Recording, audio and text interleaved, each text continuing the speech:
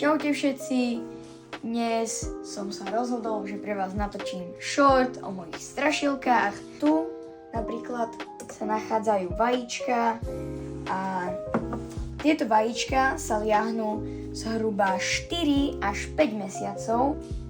A tu môžeme vidieť, že rovno na liste je nejaká, takže idem si ju skúsiť dať na ruku. Takže tu je dospelá strašilka, ktorá má už 2 roky.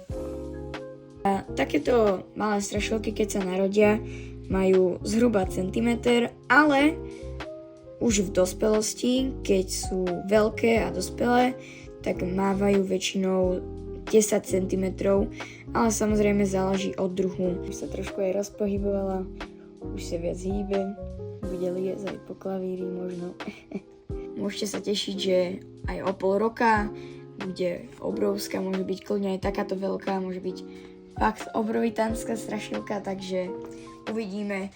Jedia ostružiny alebo malinšie, teda väčšinou také kvety a rastliny, ktoré majú takto vlastne väčšinou pichliače, a teda my väčšinou trháme taký špeciálny ker, takže aj striekať sa musí, keďže oni nepijú prirodzene, ale oni pijú teda z listov tú vlhkosť.